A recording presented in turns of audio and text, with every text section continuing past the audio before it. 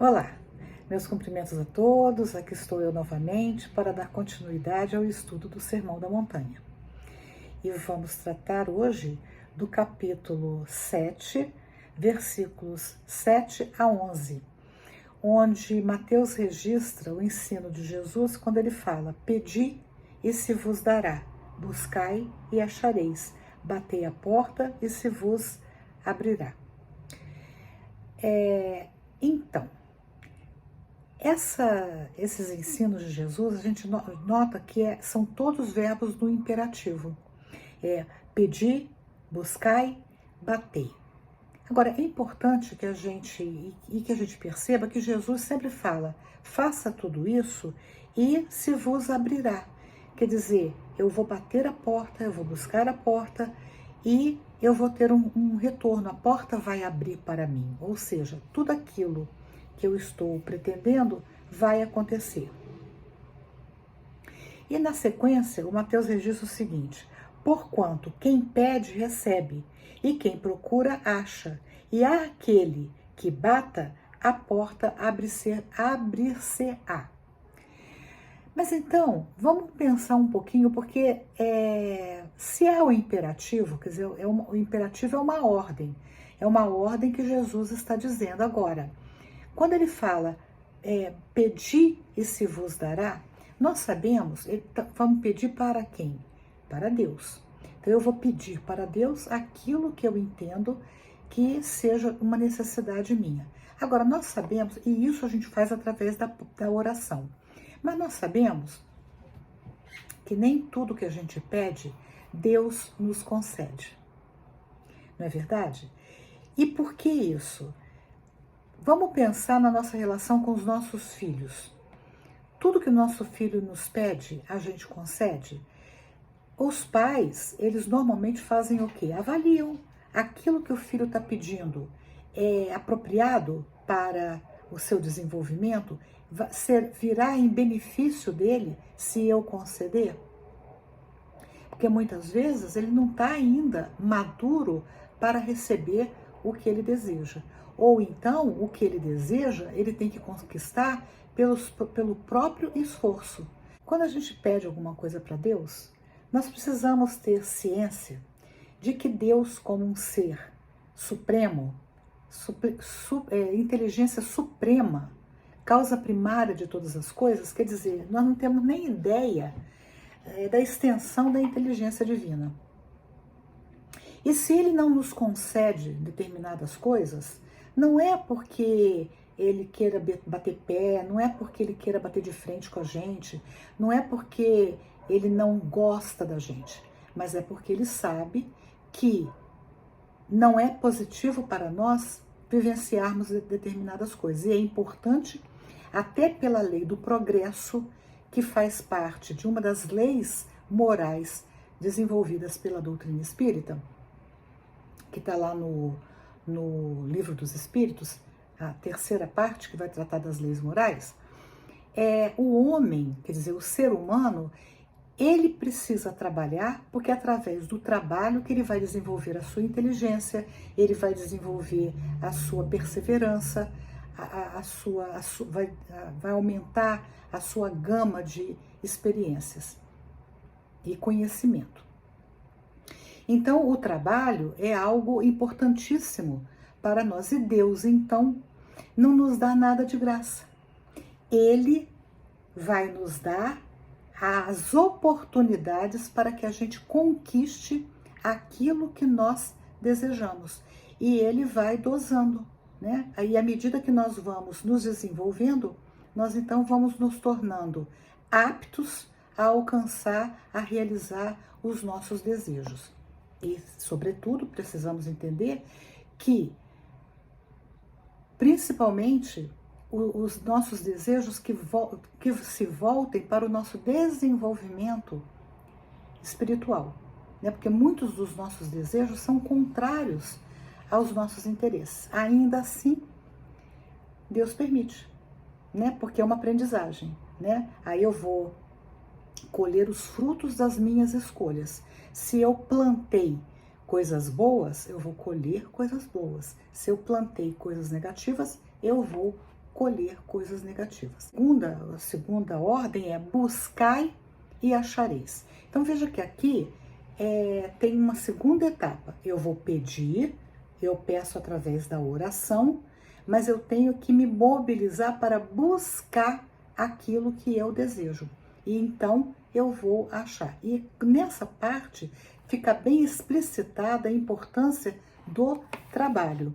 E no livro, no Evangelho, ele diz assim, no capítulo 25, o item 3. Se Deus houvesse isentado do trabalho o homem, seus membros se teriam atrofiado. Se o houvesse isentado do trabalho, da inteligência, seu espírito teria permanecido na infância, no estado de instinto animal. Por isso é que ele fez do trabalho uma necessidade. Ele disse, procura e acharás. É a mesma coisa, batei, né? E abrir-se-vos-á. Trabalha e produzirás. Dessa maneira serás filho das tuas obras, terás delas o mérito e serás recompensado de acordo com o que hajas feito. Então, olha só, quando nós agimos e conquistamos aquilo que nós desejamos, o mérito é nosso. Olha a bondade de Deus favorecendo que nós conquistemos aquilo que nós desejamos. Então, no item 4, continua o texto. Em virtude desse princípio, é que os espíritos não acorrem a poupar o homem ao trabalho. Quer dizer, os espíritos não vão lá passar a mão na cabeça da gente.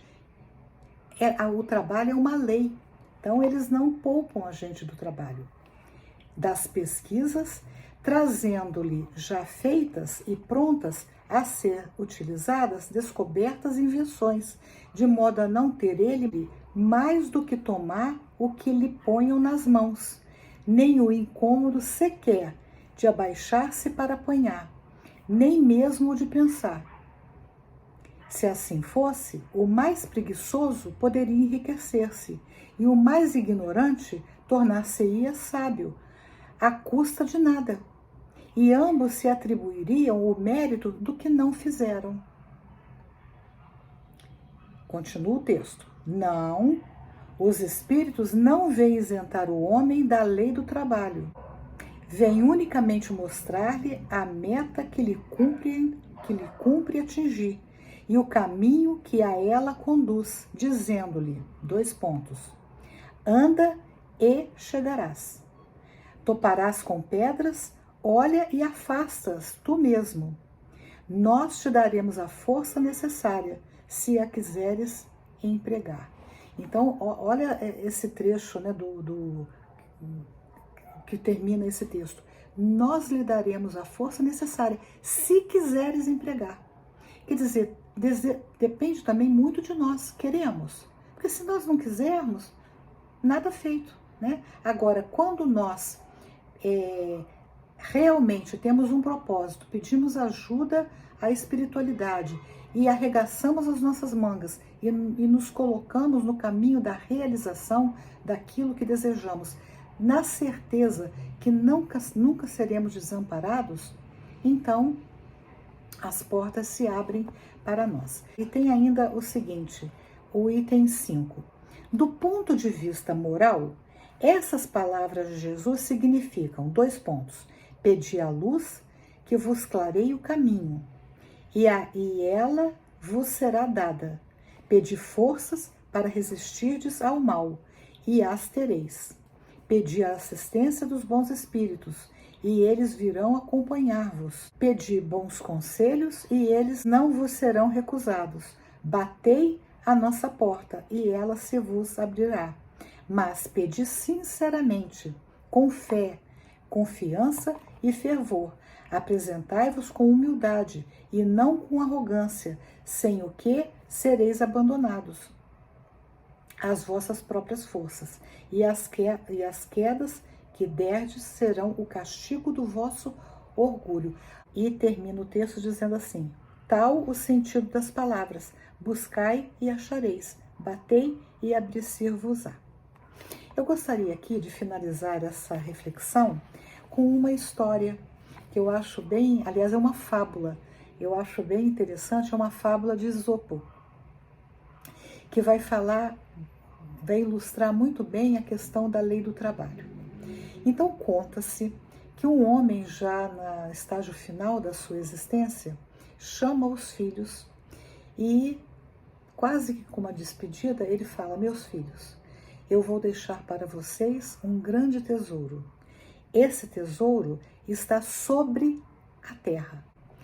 Os rapazes então vão para a gleba do pai, né, a terra, e começam a revirar aquela terra na cata daquele tesouro. E reviram a terra de tudo quanto é jeito e nada de encontrar o tesouro. Passado algum tempo, aquela terra floresce. E aí eles descobrem qual era a riqueza. A riqueza estava na própria terra, nas sementes que ali haviam sido plantadas. E então se concretiza a promessa do pai. E eles só conseguiram esse tesouro, perceber o tesouro que estava ali, a partir do esforço pessoal deles, através da lei do trabalho. Gostaram desse vídeo? Se gostaram, dê um joinha, compartilhem e, se desejarem, se inscrevam no canal. Até o próximo vídeo, se Deus quiser.